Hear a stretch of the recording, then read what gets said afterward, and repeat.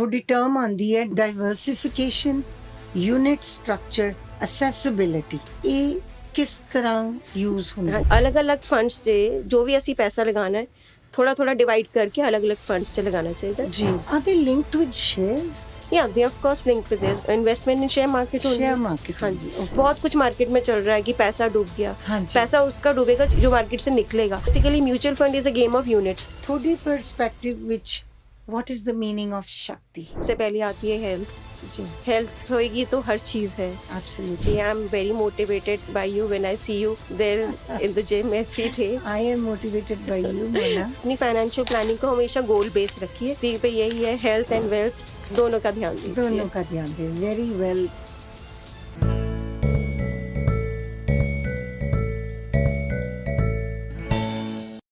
ਤੁਹਾਡਾ ਸਾਰਿਆਂ ਦਾ ਬਹੁਤ-ਬਹੁਤ ਸਵਾਗਤ ਸ਼ੋ ਸ਼ਕਤੀ ਤੇ। ਆਪਣੇ ਨਾਲ ਗੱਲਬਾਤ ਕਰ ਰਹੇ ਨੇ ਅਮਰਪ੍ਰੀਤ ਸੱਭਰਵਾਲ ਜੀ, ਇਹਨਾਂ ਨੂੰ ਪਿਆਰ ਨਾਲ ਮੋਨਾ ਜੀ ਕਹਿੰਦੀ ਹੈ।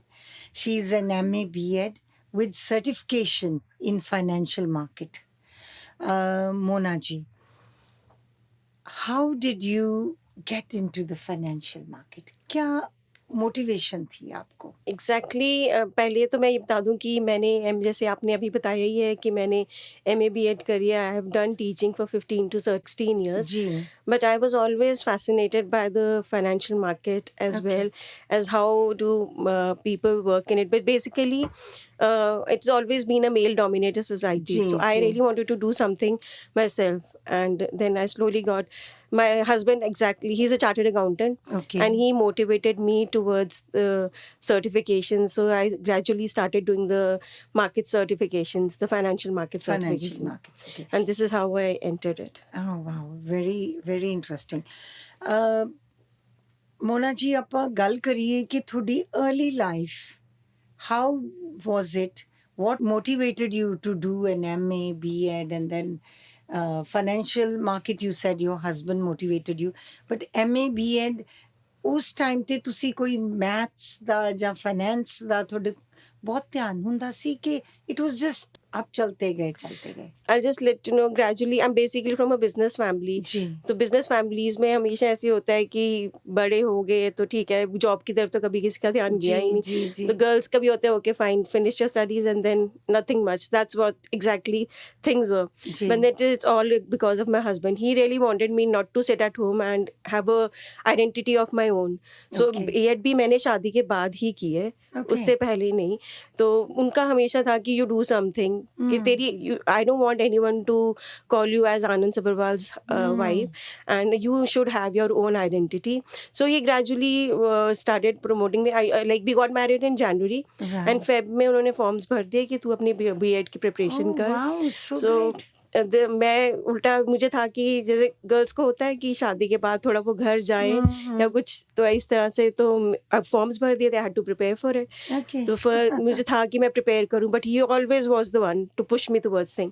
फिर CA तो वो है, तो घर में फाइनेंस की फाइनेंस की बातें तो होती ही रहती है, बिल्कुल बिल्कुल। फिर उसके साथ साथ मेरी सर्टिफिकेशन भी मैंने स्टार्ट कर दी जी, करनी। जी, जी, जी, So the very nice. credit goes to him who's pursued me. Whatever I am today, it is all because of it. He's your, basically he's your mentor. He is my mentor. Yeah, very nice.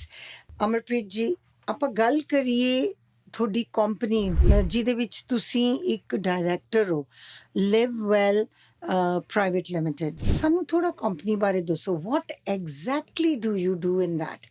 Financial market ਬਾਰੇ ਹੀ ਗੱਲਾਂ ਹੋਣਗੀਆਂ, ਸੋ ਸਾਨੂੰ ਥੋੜਾ ਇੱਕ awareness ਦਿਓ। Basically ਸਾਡੇ ਜਿਹੜੇ ਲਿਸਨਰਸ ਹੈ ਔਨ ਦਿਸ ਪ੍ਰੋਗਰਾਮ ਆ ਵਿਮਨ ਨੂੰ ਜ਼ਿਆਦਾ ਫਾਈਨੈਂਸ ਬਾਰੇ ਇੰਨਾ ਸ਼ੌਂਕ ਨਾਰਮਲੀ ਨਹੀਂ ਹੁੰਦਾ ਪਰ ਕਿੰਨੇ ਲੋਕਾਂ ਨੂੰ ਨਹੀਂ ਹੁੰਦਾ। ਸੋ ਤੁਸੀਂ ਸਾਨੂੰ ਉਸ ਤਰੀਕੇ ਨਾਲ ਦੱਸਿਓ ਕਿ we are all learners. See, this company, as the name itself suggests, Livewell Finserv Private Limited, जी, is we provide all sorts of financial services in जी. this sector. हम बेसिकली आपको राइटफुली बताते हैं कि जो आपका पैसा है वो आपको कैसे सेव करना है कि अब वो राइटफुल इन्वेस्टमेंट्स हो सके। राइटफुल इन्वेस्टमेंट वो होती है कि आप अपने पैसे को से आगे आप पैसा बना रहे हैं। जैसे हम इन्वेस्टमेंट तो सेविंग को हम अब बैंक में भी जाके जमा करा देते हैं, पर बैंक में अब हम सब जानते हैं कितना को इंटरेस्ट आता है या उसमें हमारे को क्या रेट ऑफ इंटरेस्ट मिल रहा है, उसमें हमारी सेविंग्स ग्रो नहीं हो रही। जी। तो हम बेसिकली इस यहाँ पे गाइड करते हैं कि आप कैसे म्यूचुअल फंड में इन्वेस्टमेंट्स कर सकते हैं। एआईएफ है, पीएमएस है, एसआईएफ है, गिफ्ट सिटी में इन्वेस्टमेंट्स होती हैं। तो इन जगहों पे आप इन्वेस्टमेंट करके किस तरह से अच्छी रिटर्न ले सकते हो। आराम से 12 से 15% रिटर्न आ जाती है। तो पैसे को हम सब कमाते ज़रूर हैं, पर पैसे को सेव भी उस अकॉर्डिंग करें कि जो आपका पैसा है आगे और उसको मल्टीप्लाई करे।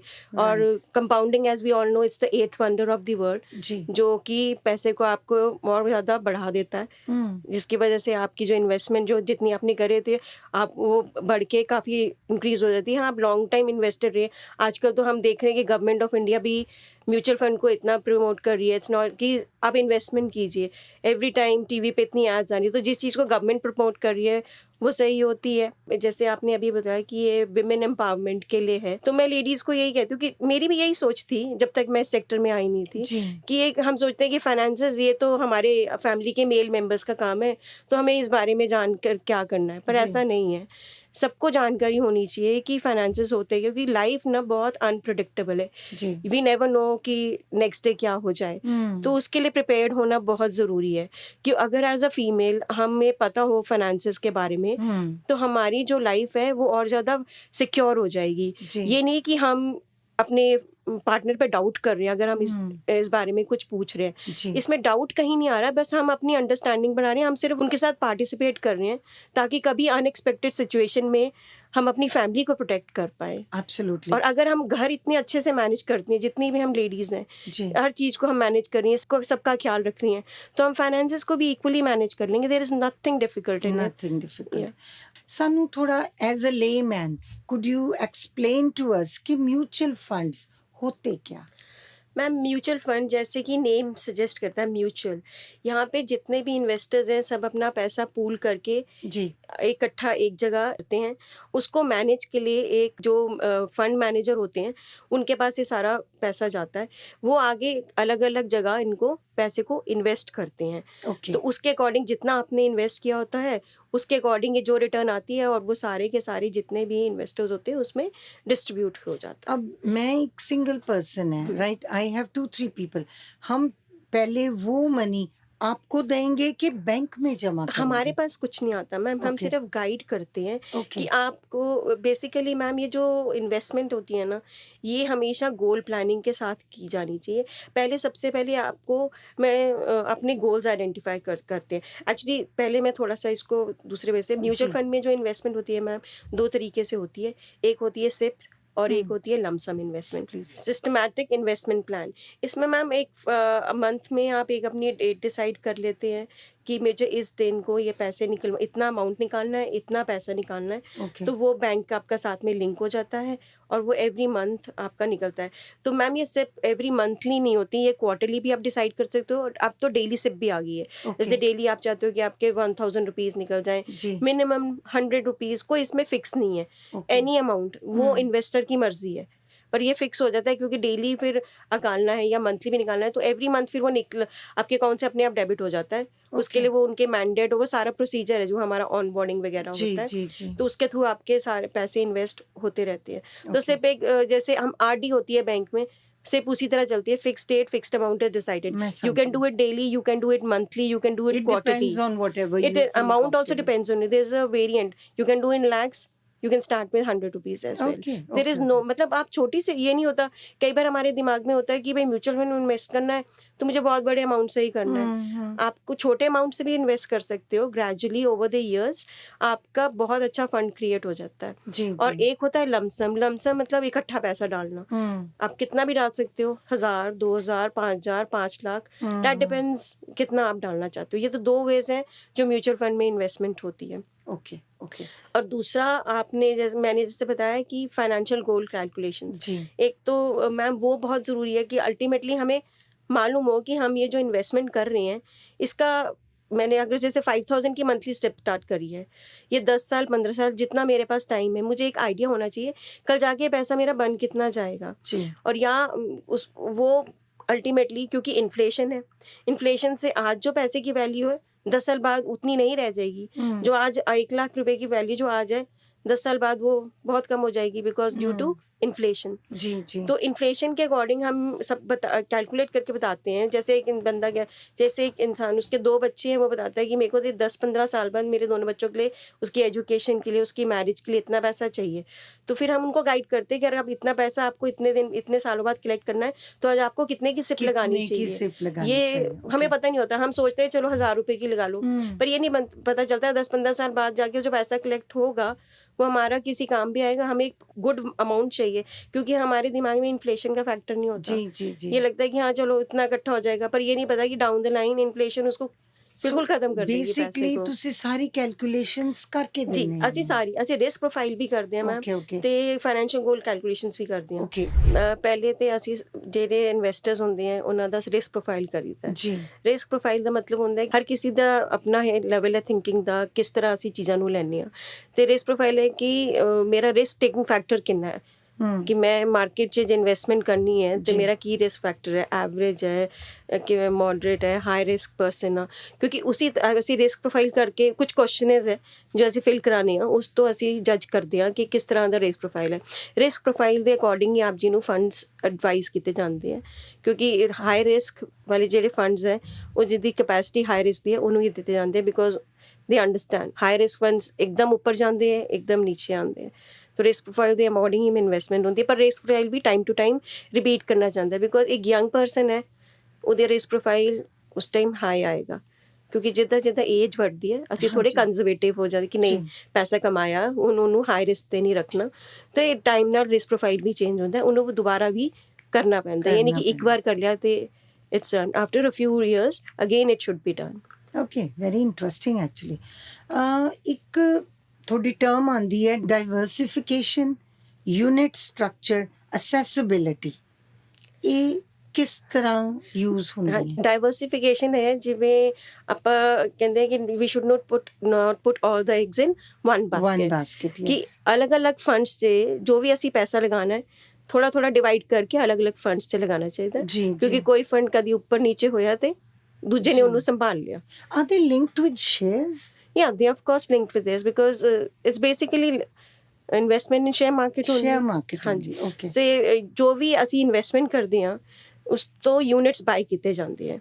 ਓਕੇ ਜਿਵੇਂ ਇਸ ਟਾਈਮ ਹੁਣ ਆਪ ਜੀ ਨੂੰ ਸਾਰਿਆਂ ਨੂੰ ਪਤਾ ਹੈ ਵਾਰ ਦਾ ਟਾਈਮ ਚੱਲ ਰਿਹਾ ਹੈ, ਜੀ ਤੇ ਮਿਊਚੁਅਲ फंड या इन्वेस्टमेंट्स या जो भी फाइनेंशियल मार्केट है it is down these days, okay and इस सेंसेक्स नीचे आया हुआ है बहुत। जी तो जी इसमें क्या इसमें बहुत कई लोग सोचते हैं कि नहीं नहीं नीचे आ गया तो हमें निकल जाना चाहिए मार्केट से, बट ये एक मिथ है जो कि मैं चाहूँगी कि सबको समझना चाहिए कि जब हमें कोई चीज़ सस्ती मिलती है तो हम हमेशा उसको सोचते हैं कि बाय कर लो, आज सस्ती मिली, चाहे हमें नई भी ज़रूरत होती तो हम चाहते हैं कि नहीं ले लेते हैं, कल को काम आएगी, अभी सस्ती मिल रही है। तो वही है, इस समय यूनिट्स की प्राइस नीचे आई हुई है, जी तो हमें ज़्यादा यूनिट्स मिलेंगे अगर हम बाय करेंगे। जी जी अगर हमें जो चीज़ पहले 100 रुपए की मिलती थी आज 60 रुपए की मिल रही है तो हम उसे बाय करेंगे, हमें 40 रुपीज़ का फ़ायदा हो गया, जी क्योंकि जब वो कल 130 100 या 150 की जाएगी तो हमने तो 60 की खरीदी है। जी 100 की खरीदने वाले को अगर वो 150 की चलेगी तो 50 रुपए का मुनाफा हुआ, हमने 60 पे खरीद ली तो हमें तो 90 रुपए का मुनाफा हो गया। तो इस समय म्यूचुअल फंड मार्केट में एंटर करने का टाइम है, ना कि बाहर निकलने का। बहुत कुछ मार्केट में चल रहा है कि पैसा डूब गया, हाँ जी पैसा उसका डूबेगा जो यहाँ पे जो मार्केट से निकलेगा, पर इस समय मार्केट में और पैसा इन्वेस्ट करने का टाइम है, क्योंकि Time जब वही है सेल लगती है तो हम चीज को खरीदते हैं, जी तो इस समय सेल लगी हुई है हाँ, और जितनी ज्यादा प्राइस कम होती है उतनी आपके यूनिट्स ज्यादा आती हैं। जी, तो units okay. Basically mutual fund is a game of units, जितने आप यूनिट्स एक्यूमुलेट करते हो उतना ज्यादा वो बेटर, क्योंकि अगर यूनिट्स जब हम कहते हैं म्यूचुअल फंड मार्केट हाई है, हाई में आप खरीदोगे तो यूनिट्स कम आएंगे, लो में खरीदेंगे यूनिट्स ज्यादा आएंगे, तो डेफिनेटली आप तब फायदे में हो जब आपके पास यूनिट्स ज्यादा ज्यादा है। हो, ज्यादा यूनिट। हाँ जी। बिल्कुल बिल्कुल। टुडे ऑन शक्ति with me is Mona ji. Mona ji ਆਪਾਂ ਗੱਲ ਕਰੀਏ ਸ਼ਕਤੀ ਦੀ, ਤੁਹਾਡੀ ਪਰਸਪੈਕਟਿਵ ਵਿੱਚ what is the meaning of शक्ति? शक्ति का मीनिंग मेरे हिसाब से है कि एक इनर कॉन्फिडेंस और हमारे अंदर की बिलीव कि हाँ हम कर सकते हैं, जी कुछ भी कर सकते हैं। जी तो मेरे हिसाब से 2 फैक्टर्स हैं जो कि हर किसी को अपनी शक्ति बनाना चाहिए, हर इन दोनों चीज़ों का ध्यान रखना चाहिए। सबसे पहले आती है हेल्थ। जी, हेल्थ होएगी तो हर चीज़ है। एब्सोल्युटली। तो आप चाहे यंग हो चाहे ओल्ड हो, आपको हर समय हेल्थ का ध्यान रखना चाहिए। I am very motivated by you when I see you there in the gym every day. I am motivated by you, Mona. Yeah, it's really wonderful to see you there. A And senior citizen in the yeah, gym. yeah. तो काफ़ी मैं gym जाती हूँ daily and जी, I do a hardcore workout, और हुँ, उससे काफ़ी मैंने अपने आप को इन शेप लाने की भी जी, कोशिश जी, करी है। एंड जी, I motivate the others also इस पे कि आप ज़रूर जाइए, अपनी हेल्थ का ध्यान रखिए, एंड जिस तरह आप अपनी हेल्थ पे वर्क करें और अपनी वेल्थ पे भी वर्क करें।